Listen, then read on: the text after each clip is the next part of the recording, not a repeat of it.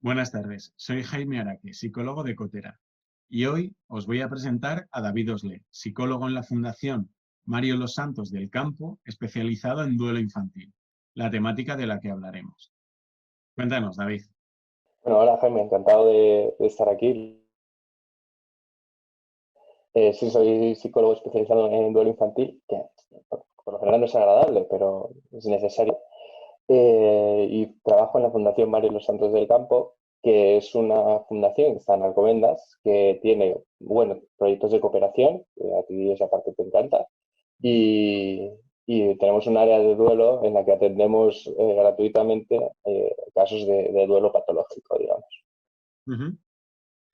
Queremos hablar de esta temática porque a circunstancia de la situación que estamos viviendo durante estos días, eh, estamos viviendo el duelo muy de cerca, son muchas personas las que están falleciendo y quizá en ocasiones esto se invisibiliza o no se termina de enfrentar de una forma quizá más resolutiva, ¿no?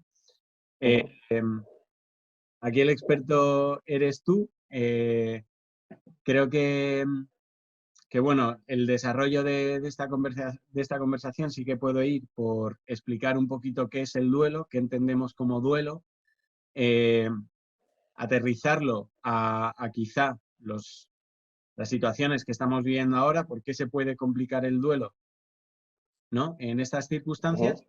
y en concreto cómo abordar todo esto con los más peques, que son los Ujú. que a lo mejor encuentran más incertidumbre en todo esto, ¿vale? Ujú. Vamos a empezar por definir y aterrizar el concepto de duelo. ¿Qué es el Vale, duelo? pues el duelo, lo primero, o sea, bueno, a ver, yo me gusta mucho pararme en las palabras, ¿vale? Entonces, bueno, Ujú, el duelo es un proceso. Esto quiere decir que no es un estado, no es una enfermedad, no es, o sea, es un proceso en el que se entra y en el que se sale. Es un proceso que empieza con la muerte de un ser querido, siempre. Bueno, o sea, el duelo por muerte, hay duelos por separación, duelos por, pues, cuando rompemos con una pareja, hay un proceso de duelo también.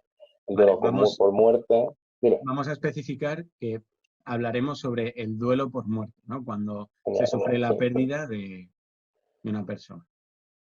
perfecto. Eh, pues sí, eso, que el duelo empieza, duelo por muerte empieza por cuando una persona fallece o cuando sabemos que una persona, ¿vale? Sería como un duelo adelantado. Entonces, empieza siempre de un punto muy marcado de comienzo y luego termina cuando aprendemos a vivir sin esa persona, cuando aprendemos a echar de menos de una manera adaptada y una manera adecuada. No se sabe nunca cuánto dura. O sea, hablaba mucho de que duraba un año, pero está muy relacionado con el luto que se guardaba en los pueblos, que eran 365 días vistiendo negro. No se sabe a ciencia cierta cuánto dura, depende de muchas variables personales y externas, pero se sabe que termina. Entonces, cuando uno está pasando un duelo, la sensación es que no se va a terminar nunca, que siempre esto va a estar así como enrarecido hasta el final de tus días y que tu vida nos carece más de sentido y tal. Pero la realidad es que sí se termina. Luego, una de las cosas del duelo que merece la pena decir es que el 95% de las personas que sufren una muerte, que sufren un duelo, no necesitan, o sea, lo pasan solas, no necesitan de ayuda psicológica, sino Ujú. que eso es este pequeño porcentaje, este 10%, este 5%, que al final se complica por distintas variables.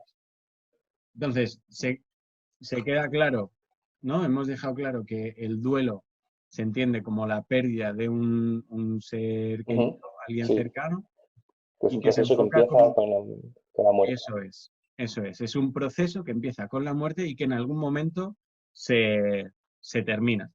Ujú. Puede que haya mucha vinculación con temáticas culturales, incluso puede estar relacionado, como decías, ¿no? Con la religión, pero Ujú.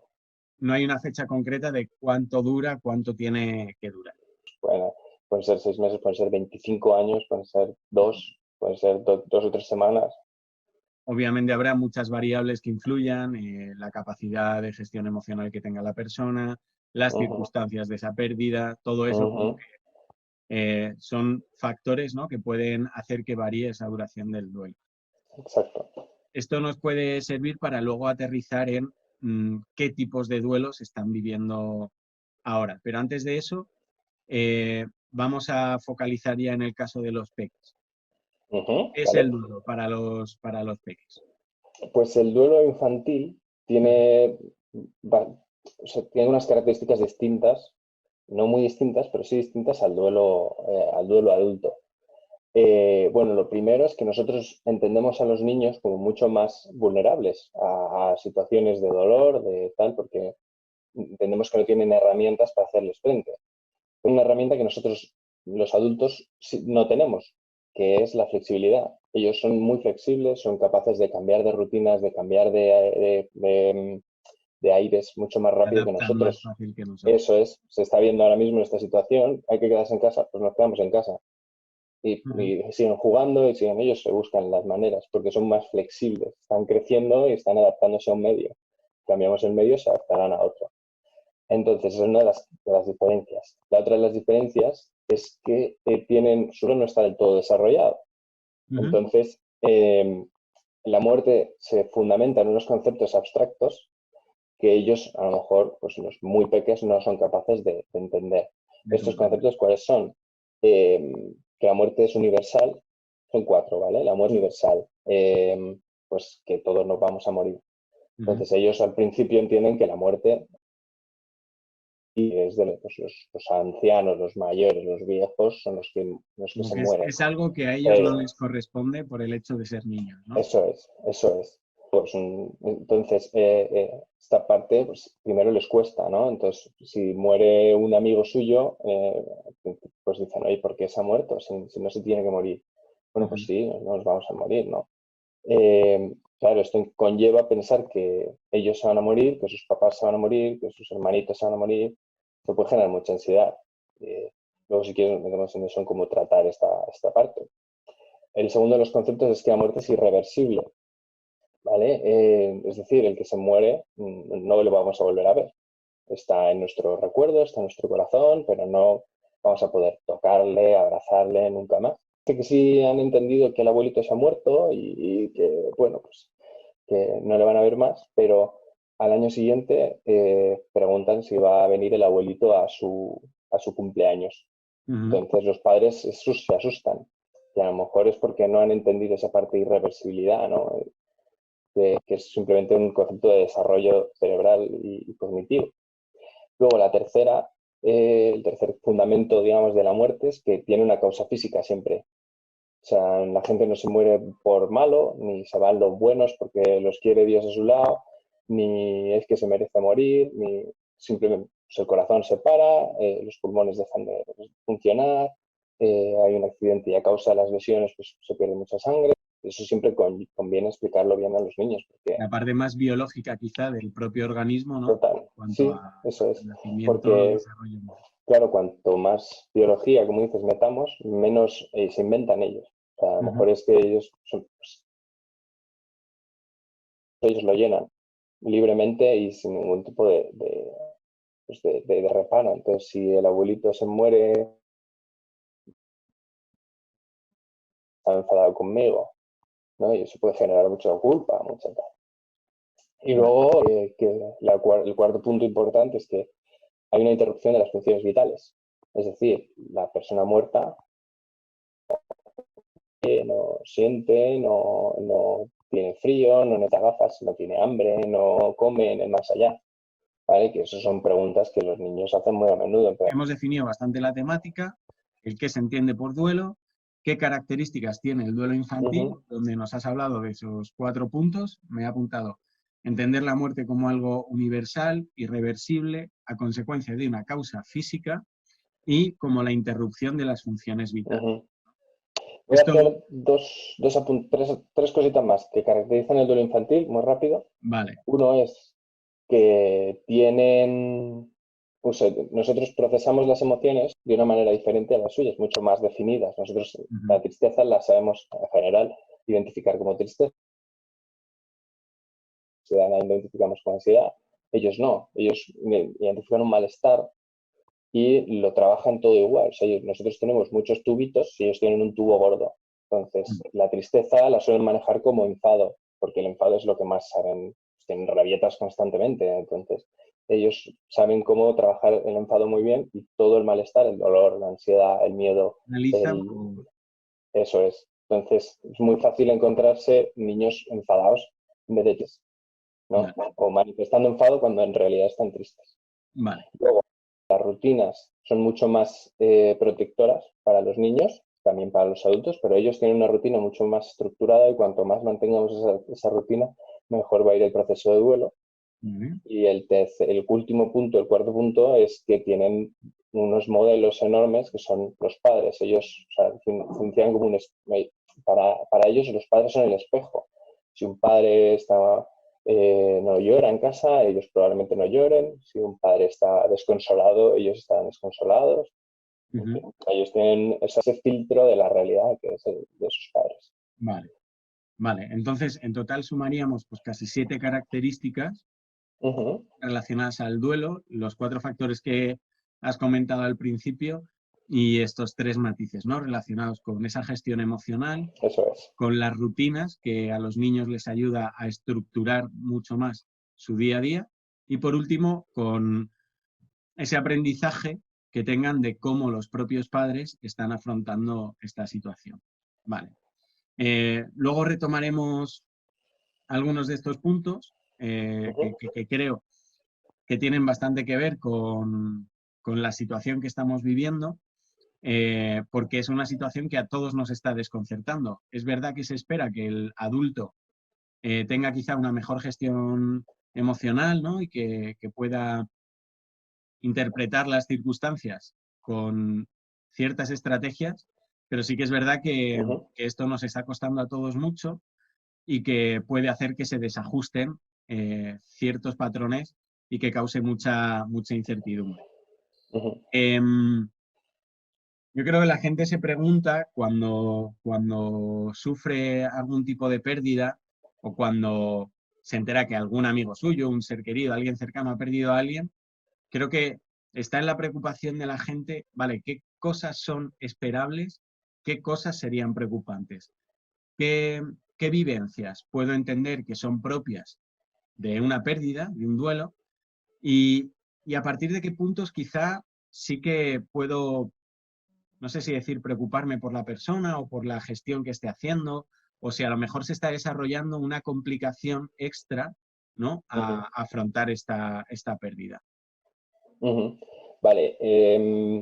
Sobre todo bueno, esto tanto en niños sobre lo que es esperable y este primer punto que es importante es que las primeras semanas, los primeros meses, es esperable cualquier cosa. Desde una alegría extraña que a nosotros nos dice no me suena bien, hasta temas, estoy escuchando la voz de mi padre que ha fallecido. En las primeras semanas el desajuste es o sea, al final la muerte nos desajusta de la realidad, de una realidad que teníamos. Entonces este desajuste es tan grande que cualquier cosa es esperable. Los primeros días, las primeras semanas. Luego, ¿qué es esperable? Es esperable, pues como te digo, encontrar sobre todo niños irritables, tristes, ansiosos, con mucho miedo, preocupados por las normas de tráfico, de circulación. Ahora imagino que muchos niños mucho más pendientes de lavarse las manos, de ponerse la mascarilla, porque a lo mejor han visto que su abuelito ha muerto por contagiado y no quieren ellos morir o les insisten a sus padres en que se laven las manos, en que se pongan las mascarillas, que sigan las normas, ¿no? También a nivel cognitivo es normal encontrarse gente con fallos de memoria, con despistes, típico despiste de que vas a la cocina y no te acuerdas de para qué, pues en muchos más contextos. Luego también hay una que la gente sí suele considerar muy preocupante y no es para nada preocupante, que es hablar con el fallecido, encontrarse una foto del abuelito y hablar con el abuelito y contarle qué tal el día al abuelito. Y eso no es para nada preocupante. La gente piensa que se está volviendo loca o cuando lo oyen, ven a alguien, piensan que es preocupante, pero no es para nada preocupante. Yo siempre digo que lo preocupante es que el abuelito te responda. Entonces eso sí es un punto de inflexión, pero si tú hablas o cuentas al fallecido, eso no es nada preocupante. ¿Cuándo empieza a ser preocupante? Y ¿Cuándo retomando empieza a ser los estudios preocupante? de psicología básicos. Ya te digo, retomando clase de psicología de grado, frecuencia, intensidad y duración. O sea, cuando el llanto es incansable todos los días de la semana y han pasado ya 5 meses del fallecimiento, entonces ya es mejor consultar con un especialista. Cuando la intensidad de las rabietas pues eso es incansable, parece que el niño se tira llorando horas y horas. Bueno, pues habrá que... O el cierre, al contrario, el cierre es hermético, no hablan nada. La frecuencia cero. No se habla del fallecido, se ignora, se cambia de tema. También conviene prestar atención.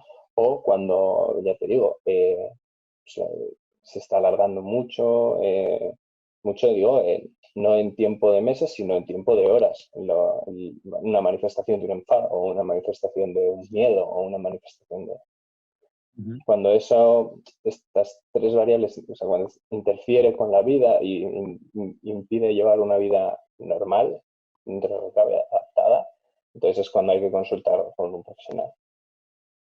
Claro, imagino que yéndote a los extremos de todas estas variables, tanto por déficit como por exceso, pueden ser conductas observables que a la familia o al entorno cercano le puedan dar alguna indicación sobre que quizá este duelo se está complicando y que necesiten ayuda de un especialista.